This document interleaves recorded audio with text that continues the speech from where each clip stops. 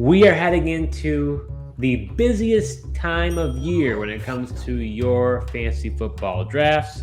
So, what do you know? We're here to talk about cornerback rankings with tiers. When you do drafts, you got to have tiers. We're going to go through our tiers in just a bit. Hike! So, Joe and I have our quarterbacks broken down into 4 tiers. We're going to each go through them. So, let's start it off. Joe, I'll let you go through yours and then I'll go through mine. So starting off in tier 4, at number 32, I got Baker Mayfield, then Desmond Ridder at 31, Bryce Young at 30, CJ Stroud at 29, Sam Howell at 28, Mac Jones at 27. Kyler Murray, I know he's going to miss the first part of the season here, but I do think he'll be back at some point this year. So I got him at 26. Then at 25, I've got Jordan Love, Ryan Tannehill at 24, Jimmy G at 23, and Matthew Stafford is my 22nd ranked quarterback in tier 4. Yeah, so I got 32 Clayton Tune, 31 Baker Mayfield, 30 Desmond Ridder, 29 Jimmy G, 28 Brock Purdy, 27 Sam Howell, 26 Jordan Love, 25 CJ Stroud, 24 Mac Jones, 23 Matthew Stafford, and 22 Ryan Tannehill. I think all these guys, Joe, you would agree with me, are more so just your backup QB2 guys. These guys probably won't even be rostered if it's not a deep league. These guys are going to be on your wire. So I would say you probably don't even have to pay attention to any of these guys.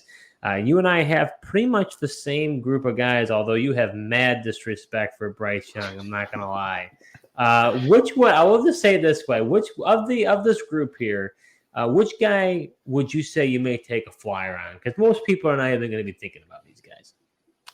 Yeah, honestly, there's a couple of guys I would take a flyer on. Matthew Stafford being one of them. I think if he's able to stay healthy, he could have a resurgent year. I mean, Cooper Kupp is still there. I think the Rams offense is going to have to pass a lot because their defense isn't as good. So he's a guy I have my eye on. And then, honestly, Jordan Love as well. I think he's worth consideration so far. He's had a good training camp, looks pretty good in the preseason. And I think he could surprise and actually be pretty good. So he's somebody, if needed a backup or wanted to stream somebody, given the right matchup, he's someone I'm keeping my eye on. Yeah, I actually agree with you. I think on both players that we have consensus there. I think with Jordan Love, it's so hard to predict what he will be in this season. He's got some options with Jaden Reed, Christian Watson, Romeo Dobbs, Luke Musgrave at tight end, got Aaron Jones and AJ Dillon. So he's got weapons. So it just depends on how much volume is he going to have. Is he going to be averaging 30 throws a game? Is he going to be averaging 33 and a half attempts a game? It just depends on how much are they going to ease him into it, or is he going to let him fly? So I think he could go higher. He's definitely a flyer. As for Stafford, I feel the same way as well. Hard to really get a sense of whether A, he can stay healthy the whole year, and B, how much are they really going to have him throw, especially with all his injuries he's had. And, I'm not really liking the talk about him not feeling connected with his receivers. Maybe it's just going to be the Cooper Kupp show all the way around. But he's got some interesting options. I feel like I've been disrespecting the group. I mean, they've got some decent names. I think Puka Nacua looks pretty good. Van Jefferson wasn't great last year, has been better in the past. They've got Tutu Atwell has showed some flashes. None of these guys are crazy good. I understand that, but they can be contributors. You've got Tyler Higbee. I just feel like they've got some decent options for him to work with. So we'll have to see what he does completely. And you've got Ben Skoranek. He likes him as well. So they've got a couple options down here. He could be okay. I don't think he'll be. I definitely don't. If you're going to draft him, don't expect him to be 20 or 21 Matthew Stafford. I don't see that happening. But I think better.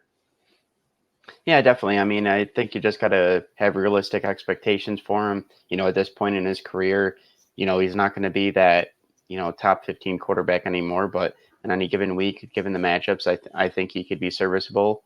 And to your point, he's got some decent weapons. Outside of not being able to connect with these guys in the locker room, so far in training camp, I'm just hearing that offense is on time. He's been looking great, and that offense has been moving the ball. One quick note about Kyler Murray. I think he doesn't play the entire year. I think this team is tanking for our man from USC, Caleb Williams. I think that's what's going to happen here. I think Kyler could get shipped out of Arizona next year. I think they're going to preserve his health. I don't think he's going to play the field. I mean, you just cut Colt McCoy, who's probably your best quarterback option. You trade for Joshua Dobbs. This team might not win a game. They're going to be bad. Yeah, there's no doubt the Cardinals are going to be bad. But I guess, just in case, I decided to rank Kyler, and I guess that provides some better value than just throwing Clayton Tune at number 32. Yeah, because no one's going to be drafting him. No. All right, Joe, what's happening in our tier 3? So in my tier 3, I've got Kenny Pickett sitting at number 21. Then above him at 20, I have Derek Carr. Then Brock Purdy comes in at 19. Russell Wilson at 18. Anthony Richardson at 17. Jared Goff at 16. Aaron Rodgers at 15. Kirk Cousins at 14. And Dak Prescott at number 13. Yeah, so my rankings here in this tier, I got 2 guys less than Joe. 21, I got Tua Tagovailoa. 20, I got Bryce Young. 19, I've got Kenny Pickett. 18, Derek Carr. 17, Dak Prescott. 16, Russell Wilson. And 15, Jared Goff. So we've got a few differences here, Joe. What sticks out to you as far as our differences in this tier? Well, definitely, obviously, I've got Brock Purdy in this tier. You had Brock Purdy in tier 4. That's something that stands out. And then also, I'm not sure exactly where you've got Anthony Richardson, but, I've got him in my tier 3, and he's definitely not on yours. No, I got him much higher, and I know we differ on Tua as well. The thing is, it's tough for me because I'm trying to get my emotions out of it. I did projections, went through the whole process. These are quantitatively, so I'm trying to get my emotions out of the way. I like Tua. I think he'd be good, and I had him having career highs. But the problem with the Tua is I don't think he's going to play a full season. Not to say he's going to miss the entire season, but I think he could miss a game or two. And he's predominantly a passer in a standard type of league. If you're not have 6 point for passing touchdowns or even a point for 20 yards, it's limiting for a quarterback that is really just predominantly a passer. So I think that's going to just limit his upside. And so as a result, that's where I have him. I also know I probably have Dak lower than the consensus. I think that he's going to have some problems with the turnovers this year. I really do. Just based on what's going on with him, I think it could just be early preseason training camp, and he'll be able to just work his magic. I don't really like you. He could play angry though. I don't know if you saw there was an interview of them asking him questions after the Trey Lance move. He did not look happy. Yeah, no, he definitely did not. But at the same time, Jerry Jones's comments about the Trey Lance acquisition had to make Dak Prescott feel better. I don't know if you heard those comments. No, I didn't. I didn't hear them. No. Basically, Jerry Jones said that he hopes that the Cowboys don't have to essentially start Trey Lance or use him in a game. Hopefully, it doesn't come down to that. So, if anything, Dak should have been a little more encouraged by that. But I definitely agree with you. I mean, Dak has shown over the last 3 years his turnover rate has gone up. I totally understand your concern and have him for the more interceptions because it's definitely a possibility, especially, I'm worried about Dak as well, going from the offensive system from last year, and Kellen Moore to this Mike McCarthy, which we don't know what it's going to really look like. They're saying they want to run the ball more. Do they really, even though they don't have that prototypical back that can carry the workload? So I'm not really sure what this Dallas offense is going to be. Well, Mike McCarthy had great years in Green Bay, but my confidence level of him isn't very high. I don't know. He almost maybe this is a wrong characterization I have of him, but it almost is like things just always seem to go wrong for Mike McCarthy. So I just feel like that could happen with him at the helm, and then Dallas is in chaos, and I could see it in SportsCenter the first few weeks. What's going on with Dallas, and to be all plastered over the news. I do want to make one comment about Purdy. The reason why I have him lower than you do is I don't think he plays all 17 games. I understand he's dealing with the injury. They've got Sam Darnold. I'm not convinced Purdy is going to continue to be as good as he was last year. So for me, that's a part of the reason why I had that baked in there. And then when I did my projections, I didn't do it based on every quarterback playing 17 games. I tried to account for what I thought they could be injured or not be in there, which definitely affected that. Real quick, one flyer. If you had to take a flyer on any one of these guys, what would it be? Well, out of my group here, you know, I don't want to go with the easy one and say Aaron Rodgers. You know, even though I think he's going to come back and be totally fine and have a way better season than he did last year with Green Bay in New York with the weapons that he has. But, you know, I'm actually been a little bit rising on, I know you're going to say, but Kenny Pickett, his 2 gloves, his baby hands. He's looked, you know, very good in preseason thus far. And he's been somebody that I've been keeping an eye on, and he's actually been kind of rising for me. Your mouth's going to drop because I was going to say the same guy. Honestly, like I feel the same way you do. I mean, Kenny Pickett is really – I was very critical of Matt Canada. I thought they should have replaced him as offensive coordinator, but they elected to keep him, and he seems to be getting in a groove, at least this preseason and you know, kind of this second year of the offense. So he's got the weapons, you know, maybe he ends up taking that jump. And you probably could get him for literally nothing. Probably a late pick in your draft or $1 in your auction league. Yeah, for sure. And, you know, they always say with the quarterbacks, you know, watch out for that sophomore bump. And I could see it happening. And so far in preseason, it's definitely been happening for him. All right, Joe. So we're going to tier 2. This is the juicy tier. This is where, you know, this is where people target their quarterbacks. This is where you're going to win your leagues, possibly. So what are your thoughts here? What do you got in your tier 2? So are you enjoying this video so far? Well, if you are, show your support to our new channel by hitting the subscribe button and liking this video. We'll be creating videos all NFL season long, so you're not going to want to miss what we have in store. Yeah. So starting off my tier 2, at number 12, I have Daniel Jones. Then at number 11, I have Deshaun Watson, Geno Smith at number 10, Tua at number 9, Justin Fields at number 8, Trevor Lawrence at number 7, Lamar Jackson at number 6, and Joe Burrow coming in at number 5. All right, so I'm starting at 14 with my tier here. So I got Trevor Lawrence at 14, Joe Burrow at 13, Geno Smith at 12, Kirk Cousins at 11, Aaron Rodgers at 10, Daniel Jones at 9, Deshaun Watson at 8, Anthony Richardson at 7, Justin Fields at 6, and Lamar Jackson at 5. So we've got some. You are definitely more down the prototypical path of what should be in these rankings. I kind of stray from the path here. Yeah, definitely. I think it's also a part of, you know, I didn't necessarily have that like standard scoring in the back of my mind when I did these. You know, I just was kind of ranking guys of who I like per se, but you know, because your rankings are catering to the running quarterbacks and the projections you have for them and the rushing touchdowns, getting the 2 extra points for those versus the 4-point passing touchdowns and everything. So your rankings, if you think about it in that aspect, make sense.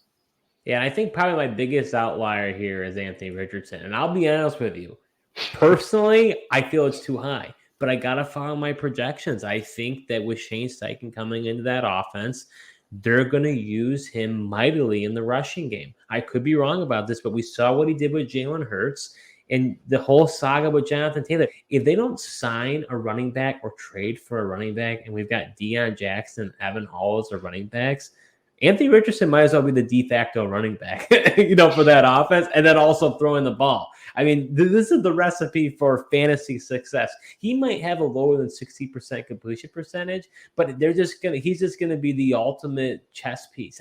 I don't honestly, my gut, I'm like, I don't like it, but the numbers, they speak for themselves for what I had him projected.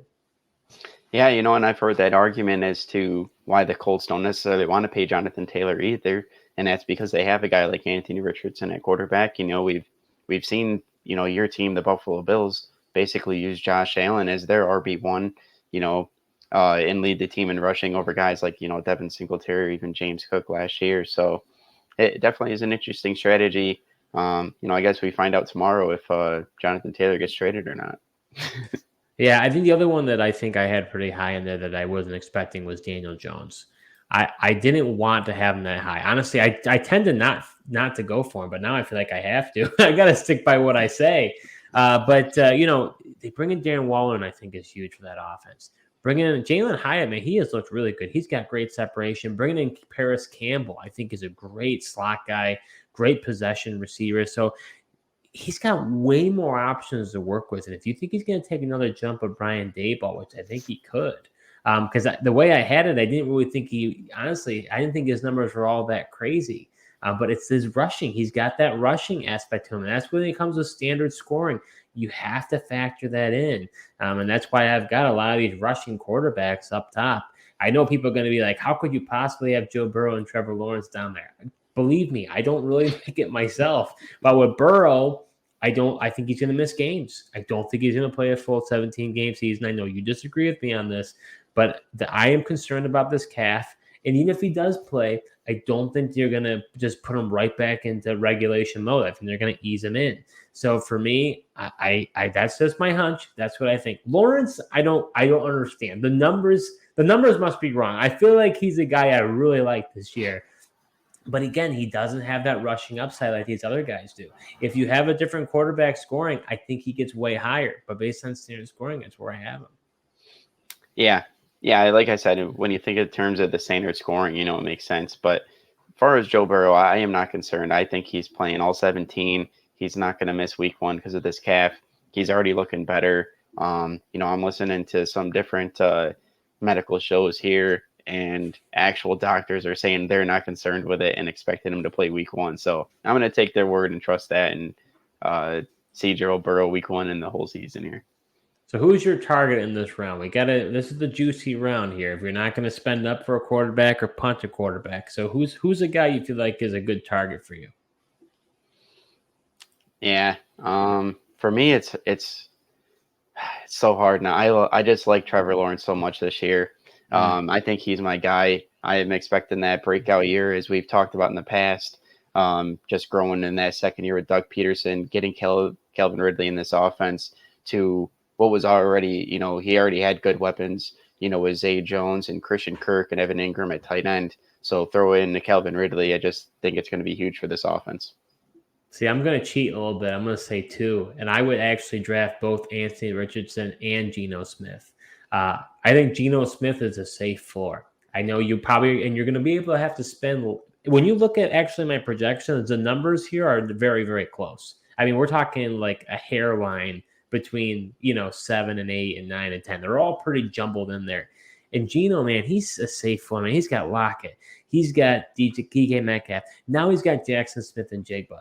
I mean, I think he's going to continue the success he had. And then if you want to have a little bit of potential, go ahead and get Richardson. Don't think he's going to cost you that much. I think having those two, because sometimes you want to, I've been burned by the quarterback roulette and streaming, but I kind of like now having 2 good guys. And then depending on the matchup, I can kind of pick one or the other. Yeah, I've seen Geno Smith and Anthony Richardson, honestly, as a popular pairing amongst, people posting their drafts or just talking, because Geno, they feel, is that safe floor guy. But if they want to take a shot on somebody with that high ceiling, that's Anthony Richardson. And if Richardson doesn't pan out, they just stick with Geno. So, no skin off their back, essentially. Because you'd be doing quite the gamble if you just say Richardson's your quarterback. Like, I understand he could be good, but it's risky. Oh, yeah. Yeah, it's very risky. I mean, this is, we're talking about a rookie quarterback on the Colts. Their weapons on that offense isn't the greatest, especially if JT's not going to be there. As you mentioned, the running backs would be Deion Jackson and Hall, which Hall's actually looked pretty good. He'd be the running back I'd rather have if Deion Jackson were to miss time. All right, Joe. So we're going to the top tier. This is where you're spending up on your quarterback. Who do you got? All right. So in tier 1, what everyone's been waiting for here, I've got Justin Herbert sitting at number 4, Josh Allen at number 3. Jalen Hurts is my number 2 quarterback. And at number 1, no surprise here, got Patrick Mahomes. Number 4, I got Justin Herbert. Number 3, I've got Patrick Mahomes. 2, I've got Jalen Hurts. And number 1, I've got Josh Allen. So we're pretty much the same here, just a little bit of a jumble here. What made you put Mahomes at 1? I feel like, how can you not put Mahomes at 1, man? Just the guy's the ultimate consistent quarterback player. When you draft him, you just know exactly what you're going to get from him. And until somebody kind of beats him out and takes him off the throne, I feel like I got to put him there. Yeah, you're going to have to spend up to get him, but you're right. He's the safest. You can cash that check and know you're going to get it back, right? I mean, like, that he is super dependable. The only thing is, I guess, with guys like Hurts and Allen, they have that rushing upside to kind of bring the passing together to maybe give you even more of a ceiling. But I don't really think you could go wrong with any four of these guys.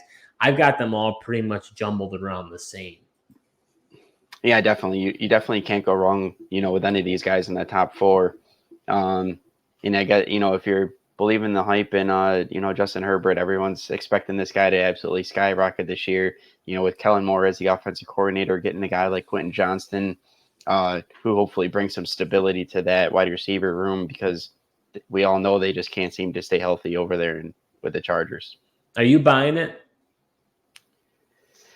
I mean, obviously, I think I am. I got him at number 4. So, I know you've got him projected for 5,000 yards. And it's not like he hasn't done that before. So I definitely could see it. I get it just for him. It, matters if as long as he can stay healthy and these wide receivers stay healthy. I don't see why he couldn't repeat that.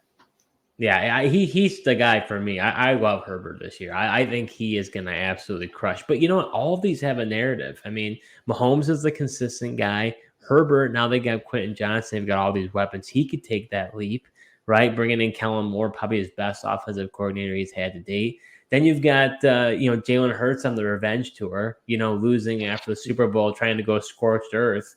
And then Josh Allen, he's a sleeping giant. Everyone's trying to say, the Bills, all this chaos, what's going on, avoid the Bills, right? And then they're going to say, hey, we're going to put up and shut up. And then I could see him absolutely dominating. I love Kincaid. They got Diggs, Gabe Davis. They got a lot of options there as well. So I think, I don't know about you, I usually have been one to say for, everybody will tell you late quarterback.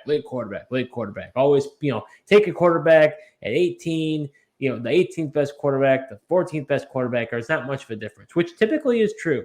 But I feel like, I don't know, I feel like the game is somewhat changing, and I'm almost of the mindset, I'm starting to kind of come around a little bit and be like, it may actually be worth going a little bit earlier and taking some of these top guys. What do you think? Do you feel that way? Or are you still in the late round quarterback bus? I think it depends on your settings. One thing that, just looking at your projections and rankings that you got here, if I was in that standard, I think it'd be a huge advantage to have some of these scrambling quarterbacks that run and get those rushing touchdowns. That seems like a huge advantage. So maybe in that type of format, but I have been rising towards, possibly drafting one of these top tier quarterbacks versus the long wait, because typically I do use that strategy and it has worked. But I think the most important thing is just know your league and know your settings and draft accordingly. And what's nice about Mahomes is you can set him and forget it. I mean, he's matchup proof, really. I mean, you could go and you don't have to worry about it. I've been burned so much by the quarterback roulette game. It looks like a great matchup. Dak is playing the Houston Texans. He's going to ball out, and all of a sudden he just absolutely craps the bed. It's like, what is going on? Yeah. It's just frustrating. And quarterback, they score the most amount of points. You can't, if your quarterback is, if they have a bad game, you might be done for your matchup. Yeah, definitely. I mean, to your point, I mean, you weren't the only one trying to stream Dak Prescott that week, and everyone was burned by it, and people definitely lost their matchups because of it. So that does it for our QB rankings with tiers for the 2023 season. You're not going to want to miss out. We've got running backs, receivers, tight ends. We're giving you all the info you need to do well in your draft. So make sure you hit that notification bell. If you haven't already, hit the subscribe button. We're here to give you our advice. Thank you so much for watching, and